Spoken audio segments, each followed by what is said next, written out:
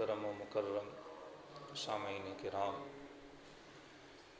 اسلام وہ دین فطرت ہے جس نے ہمیں عقائد و نظریات بھی سب سے اعلیٰ عطا فرمائے اور عبادات اور اخلاقیات کے باب میں بھی انتہائی زرعی، قیمتی اور اہم ہدایات اپنے ماننے والوں کو عطا فرمائے۔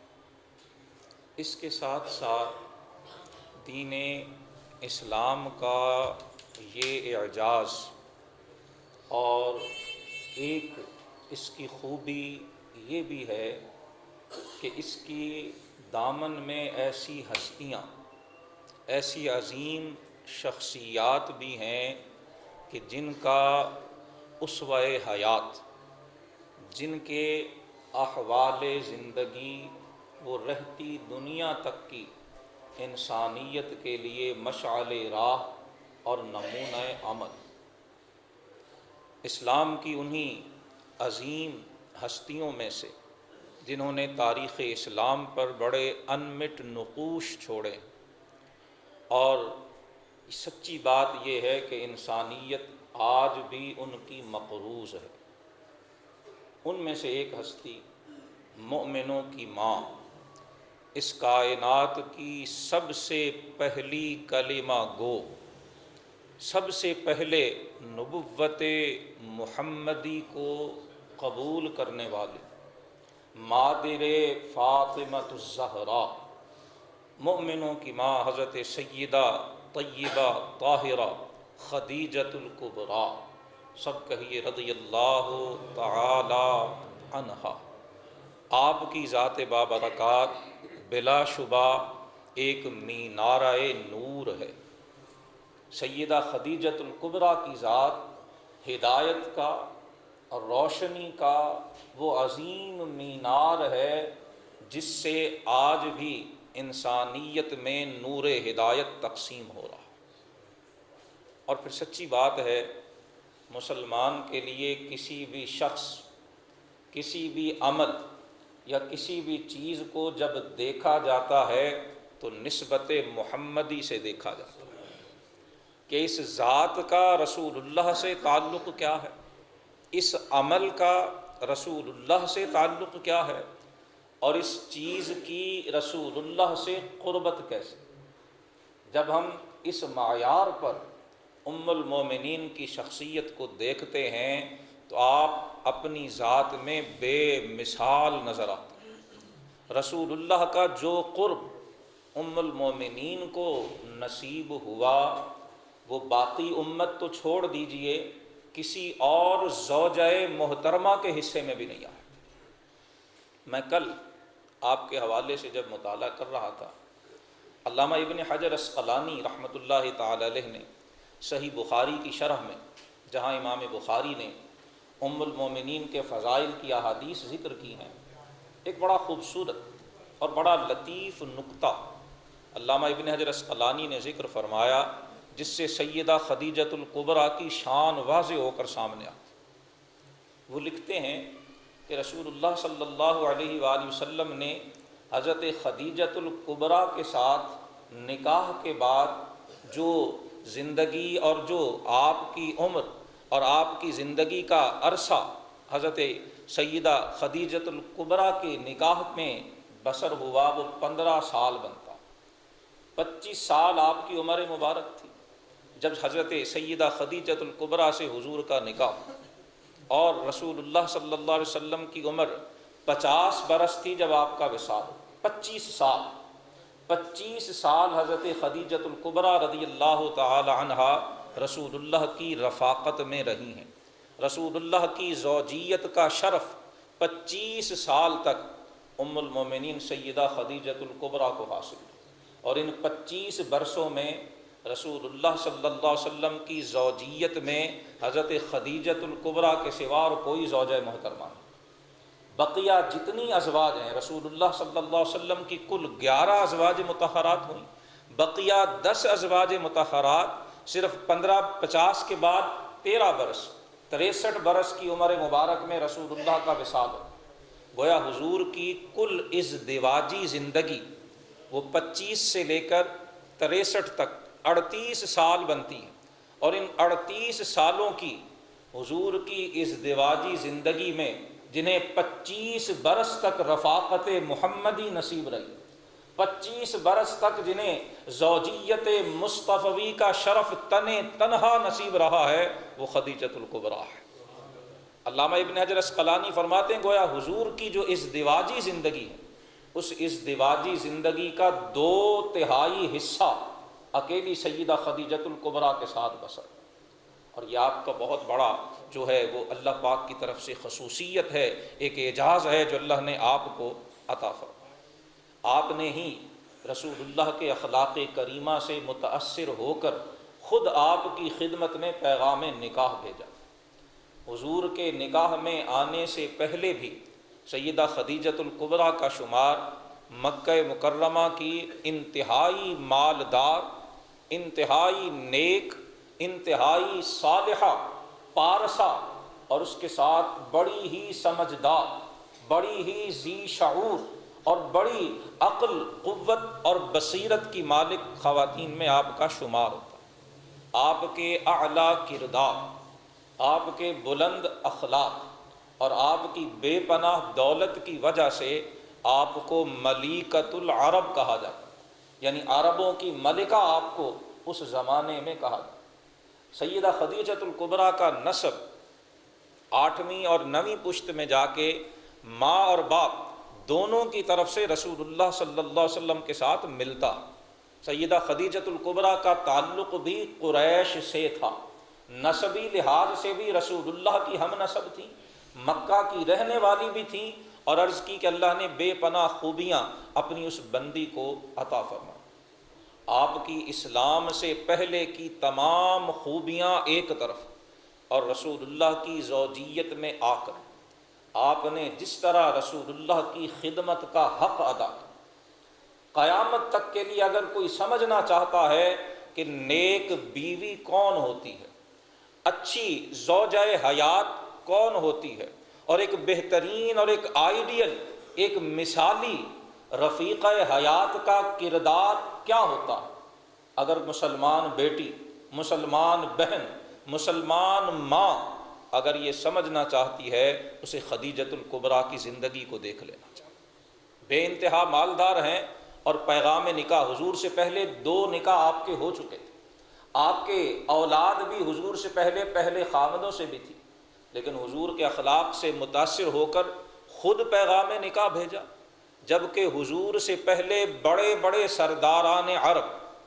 قریش کے بڑے بڑے رئیس وہ حضرت خدیجہ کو پیغام نکاح بھیج چکے تھے، اور سیدہ نے ان کے پیغام رد کر دیے، آپ نے ان کے پیغام قبول نہیں کیے تھے، کیونکہ آپ کو نہ دولت کی ضرورت تھی، نہ آپ کو حکومت کی ضرورت تھی، نہ دنیا کی کوئی خواہش یا کوئی چیز آپ کی متاع نظر یا آپ کا مقصود اور مدعا تھی، آپ کا مقصود تو کچھ اور ہی تھا۔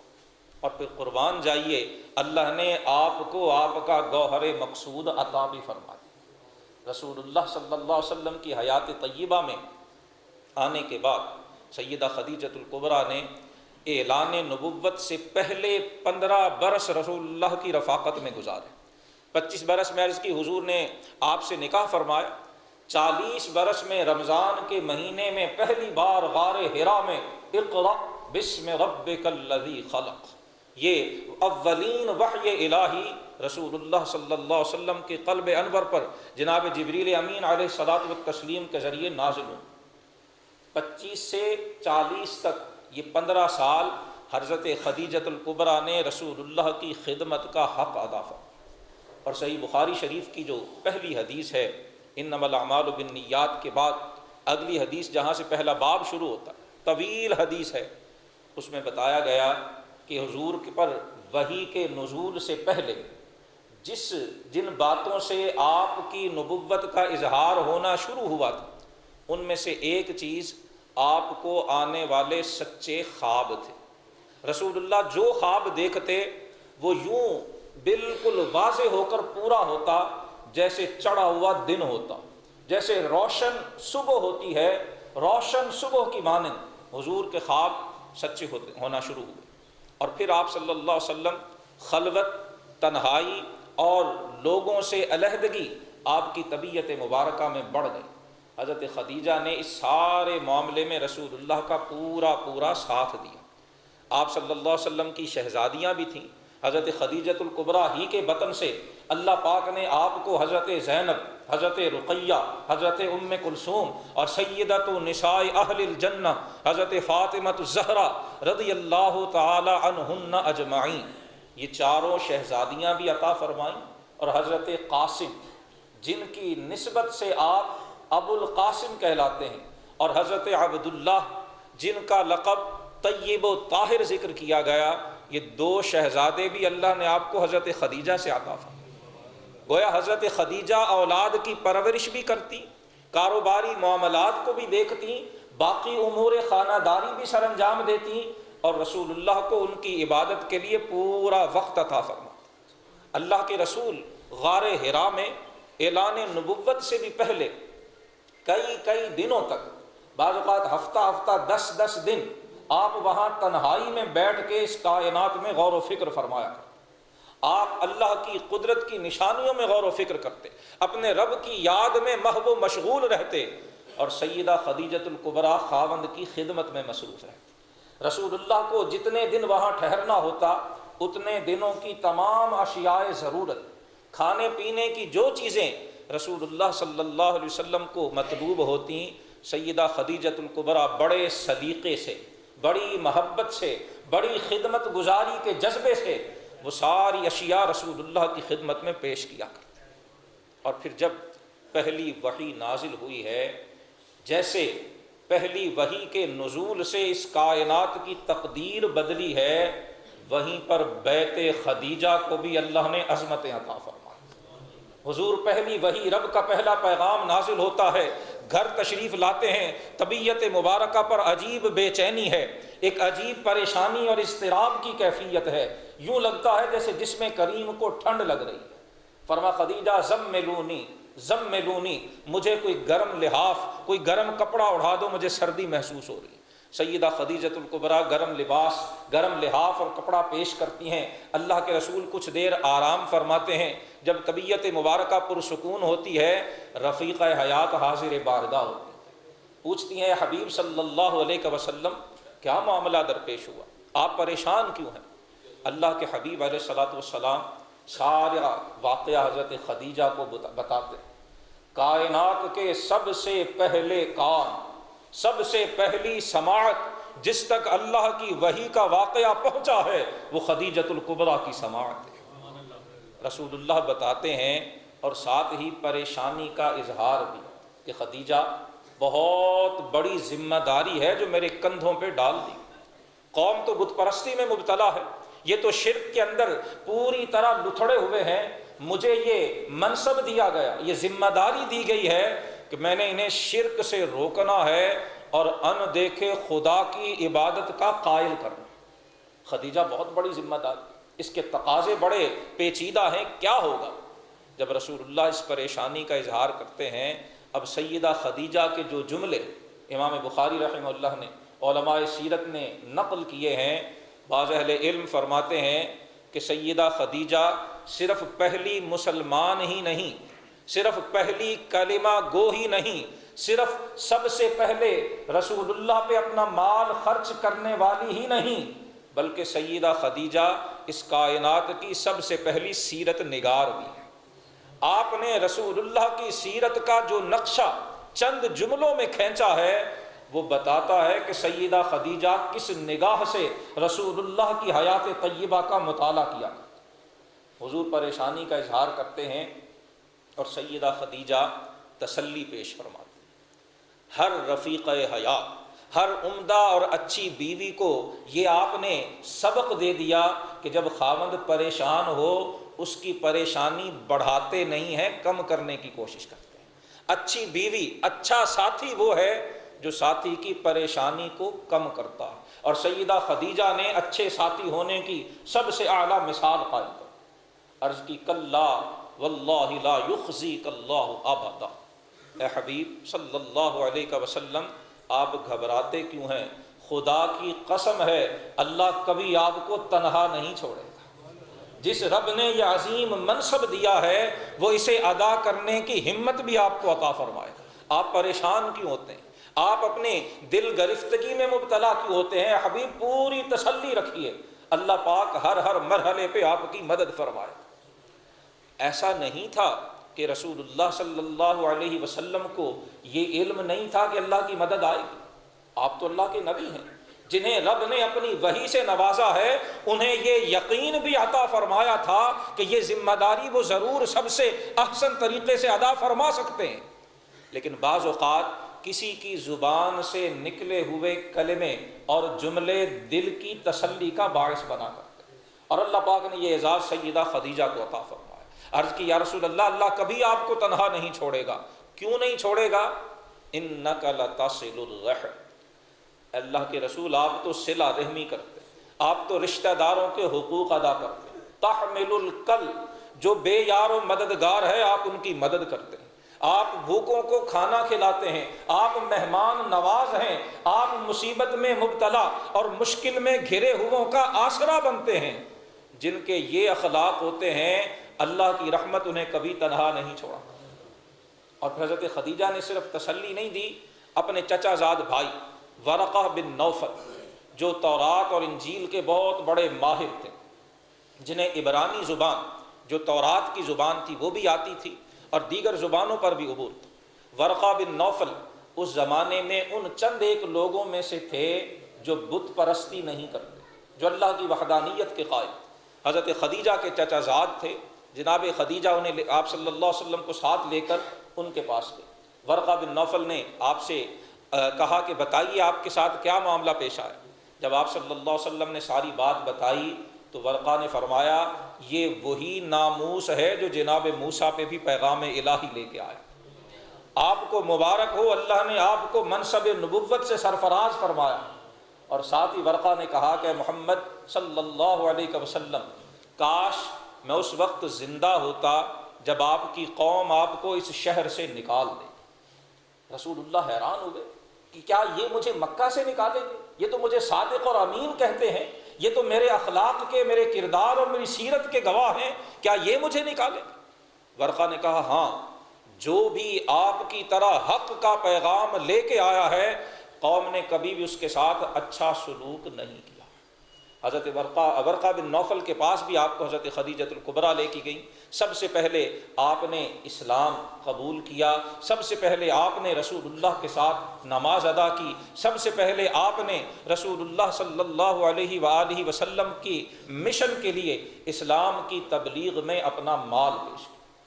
اور علماء فرماتے ہیں یہ پہلا گھر تھا بیت خدیجہ جس میں اسلام کا نغمہ پھوٹا، جس کے رہنے والے اللہ کی بارگاہ میں حاضر ہوا کرتے تھے۔ اس گھر میں سیدہ خدیجہ بھی تھیں، رسول اللہ کی شہزادیاں بھی تھیں، اور اسی گھر میں حضرت علی المرتضیٰ بھی تھے۔ سیرت نگاروں نے لکھا ہے کہ رسول اللہ نے اپنے چچا سے ان کی جو ہے وہ چونکہ اولاد زیادہ تھی، مالی حالات قدرے مشکل تھے، تو جناب ابو طالب سے ایک بچے کو پرورش کے لیے رسول اللہ نے خود لے لیا، اور وہ جناب سیدنا علی المرتضیٰ شیر خدا کرم اللہ وجہ القدر۔ اسی گھر میں حضرت زید بن حارثہ بھی تھے جنہیں رسول اللہ نے بعد میں اپنا منہ بولا بیٹا بنا لیا تھا۔ یہ وہ عظیم گھرانہ ہے جس گھرانے سے نعمت اسلام کا آغاز ہوا ہے۔ آج دنیا کے کونے کونے میں جہاں کہیں بھی کوئی لا الہ الا اللہ محمد الرسول اللہ کہنے، پڑھنے اور یقین رکھنے والا موجود ہے، اسے یہ تسلی اور یہ یقین ہونا چاہیے کہ یہ نغمہ سب سے پہلے خدیجہ کی زبان سے پھوٹا۔ سب سے پہلے کلمہ پڑھنے کا شرف اللہ نے خدیجۃ الکبریٰ کو عطا فرمایا۔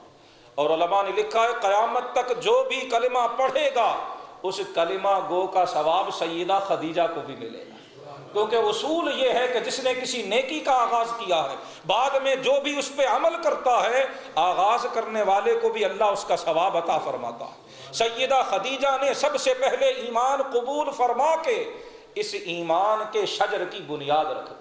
اب قیامت تک اس پر جو پھل لگے گا، جو پتا اگے گا، اس کی جو شاخ بھی آگے بنے گی، سیدہ خدیجہ کو اس کا اجر و ثواب ملتا ہے۔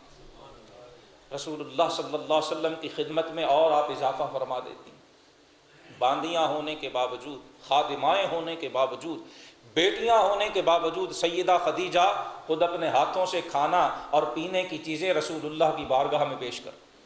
اور ایک وہ حدیث مبارکہ جسے امام بخاری رحمہ اللہ نے، دیگر ائمہ نے روایت فرمایا، وہ بتاتی ہے کہ اس خدمت محمدی کا اللہ کی بارگاہ میں رتبہ کتنا۔ امام بخاری رحمہ اللہ نے اپنی سند سے روایت فرمایا کہ ایک بار سیدہ خدیجۃ الکبریٰ رضی اللہ عنہا رسول اللہ کی خدمت میں کھانے یا پینے کی کوئی چیز لے کے آ رہی تھی۔ اللہ پاک نے جناب جبریل کو بھیجا، اور جبریل نے آ کر رسول اللہ کی بارگاہ میں عرض کی کہ یا رسول اللہ، یہ خدیجہ آپ کے پاس کھانے یا پینے کی کوئی چیز لا رہی ہیں، انہیں کہیے اللہ عرش اعظم سے انہیں سلام بھیجتا۔ اور یا رسول اللہ، میری طرف سے جبریل کہہ رہے ہیں، یا رسول اللہ مجھ جبریل کی طرف سے بھی خدیجہ کو سلام کہیے گا، اور ساتھ ہی خدیجہ کو خوشخبری دیجئے گا کہ اللہ نے ان کے لیے جنت میں ایک گھر بنایا ہے جو موتیوں سے بنا ہوا، لا نصب فیہ ولا صخب۔ یا رسول اللہ، خدیجہ آپ کی خدمت کر کے تھک جاتی ہیں، خدیجہ آپ کی اولاد، آپ کی شہزادیوں، آپ کے شہزادوں کی پرورش سے تھک جاتی ہیں، یا رسول اللہ خدیجہ سے کہہ دیجئے گا اللہ نے ان کے لیے جنت میں جو محل بنایا ہے ان میں کوئی تھکاوٹ بھی نہیں ہوگی اور کوئی شور و غل بھی نہیں ہوگا۔ مفسرین محدثین فرماتے ہیں یہ دو صفات اس حدیث میں بیان ہوئی ہیں سیدہ خدیجہ کے جنتی محل کی، لا نصب فیہ ولا صخب، وہاں کوئی تھکاوٹ بھی نہیں ہوگی اور کوئی شور و غل بھی نہیں ہوگا۔ جس گھر میں اولاد ہوتی ہے، جس گھر میں بچے ہوتے ہیں، اور اللہ سب کو اولاد نصیب فرمائے، سیدہ خدیجہ کی شہزادیوں کا صدقہ، ان کے شہزادوں کا صدقہ، اللہ پاک سب کو یہ اولاد کی نعمت نصیب فرمائے۔ لیکن جہاں بچے ہوتے ہیں وہاں شور و غل بھی ہوتا ہے۔ بچوں کی پرورش ایک بڑا کٹھن کام ہے، اور قربان جائیے اگر ہم اس پہ بات کریں کہ بچوں کی پرورش کی کیسے جاتی ہے، تو پھر بھی جو مثال سیدہ خدیجہ نے کائنات کے سامنے رکھی ہے، پوری کائنات کے پاس اس کا جواب ہی نہیں۔ کیا کائنات میں کوئی ماں ایسی ہے جس نے ایک ایسی بیٹی کی پرورش کی ہو کہ جو بیٹی جنتی عورتوں کی سردار بنی؟ خدیجہ کی عظمت کے لیے تو اتنا ہی کافی ہے کہ خدیجہ کی گود میں پرورش پانے والی فاطمۃ الزہرا، خدیجہ کی پرورش کا انداز دیکھنا ہے، فاطمۃ الزہرا کی سیرت کو دیکھ لیجیے۔ خدیجہ اپنے گھر میں پلنے والی اولاد کی تربیت کیسے کرتی تھی، جو جاننا چاہتا ہے وہ فاطمۃ الزہرا کی سیرت کو دیکھے۔ فاطمۃ الزہرا خدیجۃ الکبریٰ کی تربیت یافتہ ہیں، فاطمۃ الزہرا خدیجۃ الکبریٰ کی پالی ہوئی ہیں، فاطمۃ الزہرا وہ ہیں جنہوں نے خدیجہ کی گود میں پرورش پائی۔ جہاں بچے ہوتے ہیں شور و غل ہوتا ہے۔ اللہ سبحانہ و تعالیٰ بشارت دے رہا ہے کہ حبیب خدیجہ کو بشارت دے دیجئے، ہم نے جو جنت میں موتیوں کا محل ان کے لیے تیار کیا ہے، لا صخب فیہ ولا نصب، کوئی تھکاوٹ نہیں ہوگی اور کوئی شور و غل نہیں ہوگا۔ سیدہ تشریف لاتی ہیں، رسول اللہ پاک کی طرف سے سلام ارشاد فرماتے ہیں، جبریل کی طرف سے سلام بھیجتے ہیں، اور سیدہ عرض کرتی ہیں یا رسول اللہ ان اللہ هو السلام۔ محدثین کہتے ہیں یہ ایک جملہ ہی اگر پڑھ لیں تو پتہ چل جاتا ہے خدیجہ کوئی عام خاتون نہیں تھی۔ اللہ نے انہیں علم کا، اللہ نے انہیں فضل کا، اللہ نے انہیں ذہانت کا، اللہ نے انہیں ذکاوت کا، اللہ نے انہیں بصیرت کا وہ درجہ عطا فرمایا تھا جو شاید بہت سے مردوں کے حصے میں بھی نہیں آیا۔ اور رسول اللہ نے باقاعدہ اعلان فرمایا ہے خیر نسائها مریم و خیر نسائها خدیجہ بنت خویلد، او کما قال الرسول صلی اللہ علیہ وسلم، فرمایا پہلے زمانے کی عورتوں میں سے بہترین مریم بنت عمران مادر عیسیٰ ہیں، اور فرمایا میرے اور بعد کے زمانوں کی بہترین عورت خدیجہ بنت خویلد۔ اللہ پاک کی طرف سے سلام پہنچتا ہے، سیدہ خدیجہ عرض کرتی ہیں یا رسول اللہ اللہ ہی تو سلام ہے، اللہ ہی تو ساری کائنات کو سلامتی بخشتا ہے، اور اے حبیب جبریل کو بھی میری طرف سے سلام عرض کیجئے گا، اور اللہ کے حبیب آپ پر بھی سلام۔ خدیجہ جانتی تھی یہ عرش سے آنے والے سلام اس محمد مصطفیٰ کی نسبت ہی سے تو ہے، یہ دولت کی وجہ سے تو نہیں آئے ہیں، یہ خویلد کی بیٹی ہونے کی وجہ سے تو نہیں آئے ہیں، یہ قریشی ہونے کی وجہ سے تو نہیں آئے ہیں، یہ کسی اور نسبت سے تو نہیں آئے ہیں۔ اگر یہ آئے ہیں تو نسبت محمدی سے آئے ہیں۔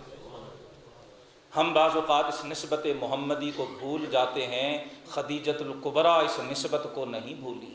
وہ جانتی ہیں کہ عرش سے آنے والے سلام اس کائنات میں اسی کو نصیب ہوتے ہیں جس کے دامن میں، جس کے ہاتھ میں دامن محمدی ہوتا ہے، جسے نسبت محمدی نصیب ہوتی ہے۔ جو جتنا اس نسبت کو مضبوط کرتا ہے وہ عرش سے اترنے والی سلامتی کا اتنا ہی زیادہ حقدار بن جاتا ہے۔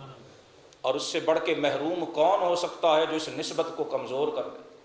سیدہ خدیجہ گھر میں بھی خدمت گزار رہیں، اللہ اکبر، اور پھر رسول اللہ کی زندگی کا کٹھن ترین مرحلہ جسے شعب ابی طالب کہا جاتا، مکہ کی وہ گھاٹی جہاں خاندان بنو ہاشم کو جناب ابو طالب سمیت محصور کر دیا گیا، اور مکہ والوں نے کھانے پینے کی چیزیں قیمتاً دینا بھی بند کر دی۔ سیرت نگاروں نے لکھا 3 سال تک رسول اللہ اپنے صحابہ کے سمیت، حضرت ابو طالب سمیت اس شعب اس گھاٹی میں محصور رہے ہیں، اور صحابہ کہتے ہیں کہ نوبت یہ تھی کہ ہم درختوں کے پتے کھا کے گزارا کیا۔ خدیجۃ الکبریٰ وہاں رسول اللہ کے ساتھ تھی، اس سختی میں، اس تکلیف میں، اس مصیبت میں۔ وہ خدیجہ جو ملیکۃ العرب تھیں، جن کے گھر کے اندر نوکروں کی، غلاموں اور باندیوں کی قطاریں تھیں، رسول اللہ کے ساتھ وفاداری کا عالم یہ ہے، رسول اللہ کے ساتھ ان کی محبت کا عالم یہ ہے، رسول اللہ کے ساتھ ان کے تعلق کا عالم یہ ہے کہ شعب ابی طالب کا 3 سالہ دور جو حضور کی زندگی کا کٹھن ترین دور ہے، سیدہ خدیجہ حضور کے ساتھ ساتھ رہی۔ اور پھر رسول اللہ نے کبھی خدیجہ کی وفاداریوں کو بھلایا نہیں۔ جب شعب ابی طالب سے واپسی ہوئی ہے، اسی سال حضرت خدیجہ کا بھی وصال ہوا اور جناب ابو طالب کا بھی وصال ہوا۔ اور بعض سیرت نگاروں نے لکھا ہے کہ حضرت خدیجہ کے ایک وصال کی وجہ شعب ابی طالب کے وہ سخت دن بھی تھے، بڑھاپا تھا، ناز و نعمت میں پرورش ہوئی تھی۔ خویلد بنت اسد مکہ کے بہت بڑے رئیس تھے، ساری زندگی سختی دیکھنا نہیں پڑی تھی۔ 3 سال تک جب سختیاں اس جسم نے برداشت کی جو ناز و نعمت میں پلا ہوا تھا، اور اس لیے برداشت کی کہ وہاں پر محمد مصطفیٰ کا ساتھ نصیب ہے، جسم ان سختیوں کو برداشت نہیں کر پایا، سیدہ خدیجہ کا وصال ہو گیا۔ اور رسول اللہ نے حضور کی زندگی کو سیرت نگار اس سال، جس سال یہ 2 وصال ہوئے ہیں، اسے عام الحزن، غم اور دکھ والا سال کہا۔ حضرت خدیجہ کے وصال کے بعد بھی رسول اللہ کبھی ان کی رفاقتوں کو بھلائے نہیں ہیں، کبھی حضور نے بھلایا نہیں، ہر موقع پہ یاد رکھا۔ حضرت عائشہ فرماتی ہیں کہ مجھے حضور کی جو ازواج زندہ تھیں، حضور کے نکاح میں تھیں، میرے ساتھ حجروں میں رہتی تھیں، ان سے مجھے اتنی غیرت، اتنا رشک محسوس نہیں ہوتا تھا جتنا حضرت خدیجہ سے محسوس ہوتا۔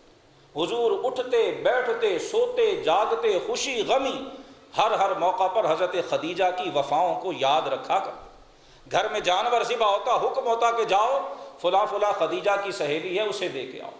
حضرت خدیجہ رضی اللہ تعالی عنہا کی ہمشیرہ ایک بار رسول اللہ کی بارگاہ میں حاضر ہوئی مدینہ طیبہ میں، دروازے کے باہر کھڑے ہو کر اجازت مانگی، رسول اللہ اٹھ کے بیٹھ گئے، فرمایا یہ تو خدیجہ کی آواز جیسی آواز لگی، یہ خدیجہ کی بہن آئی ہیں، چہرے انور سے بشاشت کے، چہرے انور سے خوشی کے، مسرت کے آثار ہویدا ہوئے۔ حضرت عائشہ کہتی مجھ سے رہا نہ گئے، میں نے عرض کی یا رسول اللہ وہ قریش کی ایک بوڑھی عورت، ان کی جگہ اللہ نے آپ کو خوبصورت جوان بیوی عطا فرمائی، آپ ہر وقت خدیجہ کو یاد کرتے رہتے ہیں، یوں لگتا ہے کہ شاید دنیا میں خدیجہ کے سوا اور کوئی عورت ہی نہیں۔ حضرت عائشہ کہتی میں نے یہ کہہ تو دیا، لیکن فرماتی ہیں پھر جو رسول اللہ صلی اللہ علیہ وآلہ وسلم کے چہرے انور پر ناراضگی اور غضب کے آثار میں نے دیکھے، میں نے دل میں قسم اٹھا لی کہ ایک بار رسول اللہ راضی ہو جائیں، آئندہ حضرت خدیجہ کے بارے میں کوئی بات نہیں کہوں گی۔ جب حضرت عائشہ نے یہ کہا، رسول اللہ نے فرمایا عائشہ ہرگز نہیں، خدا کی قسم میرے رب نے مجھے خدیجہ سے بہتر کوئی بیوی نہیں دی۔ فرمایا جب لوگوں نے مجھے جھٹلایا تھا خدیجہ نے اس وقت مجھے قبول کیا تھا، جب لوگ میری نبوت کو نہیں مانتے تھے خدیجہ اس وقت مجھ پہ ایمان لائیں، جب لوگ اپنا مال مجھ سے بچا کے رکھتے تھے خدیجہ اپنا مال میرے قدموں میں ڈھیر کیا کرتی۔ اور عائشہ سن لو، میرے پروردگار نے مجھے اولاد بھی خدیجہ سے عطا کی ہے، کسی اور بیوی سے مجھے اولاد نہیں دی ہے، میرے رب نے اولاد بھی مجھے خدیجہ سے دی ہے، مجھے خدیجہ سے بہتر رب نے کوئی بیوی عطا نہیں فرمائی۔ غزوہ بدر ہوتا ہے، بدر کے قیدی مکہ مدینہ طیبہ میں لائے جاتے ہیں، ان کے رشتہ دار مکہ سے فدیہ بھیجتے ہیں، رقم بھیجتے ہیں جو جرمانے میں دے کر انہیں رہا کیا جائے۔ حضرت زینب بنت محمد، زینب بنت خدیجہ رضی اللہ تعالی عنہا کے شوہر ابو العاص بن ربی، وہ بھی غزوہ بدر کے قیدیوں میں سے تھے، کفار کی طرف سے قید ہو کے آئے تھے۔ حضرت زینب ابھی مکہ میں تھی، جب پتہ چلا فدیے بھیجنے ہیں، حضرت زینب نے ہار بھیجا۔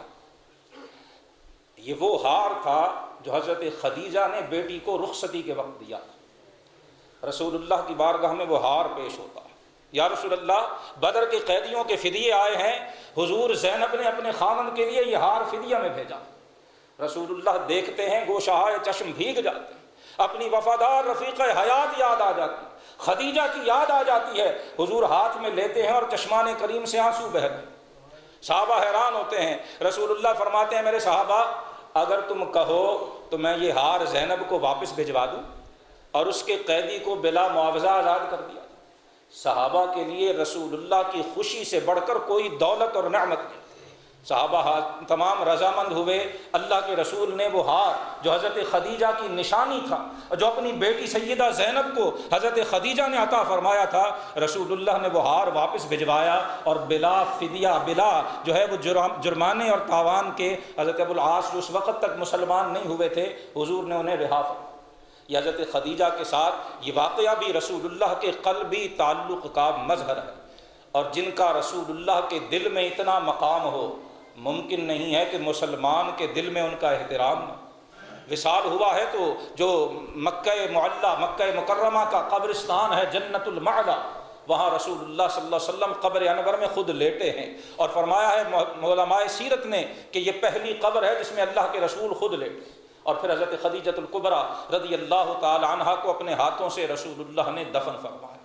جب اللہ موقع دے عمرہ پہ جائیں، حج پہ جائیں، اللہ سب کو لے کے جائے، مومنوں کی اس ماں کی بارگاہ میں حاضری ضرور دیا کیجیے۔ ان کا رسول اللہ کے دل میں بڑا رتبہ ہے، ان کا رسول اللہ کے دل میں بڑا مقام ہے، ان کا رسول اللہ کی ذات میں بڑا جو ہے وہ حصہ اور ان کی بڑی خدمت ہے۔ اور اگر رسول اللہ کو راضی کرنا ہے، اگر حضور کو ہم راضی کرنا چاہتے ہیں، تو جو حضور کے محبوب ہیں ان سے محبت کرنا۔ حضرت خدیجۃ الکبریٰ رضی اللہ تعالی عنہا کی محبت، آپ کا پیار، آپ کی عقیدت، آپ کا احترام، یہ ہمارے ایمان کا حصہ ہے۔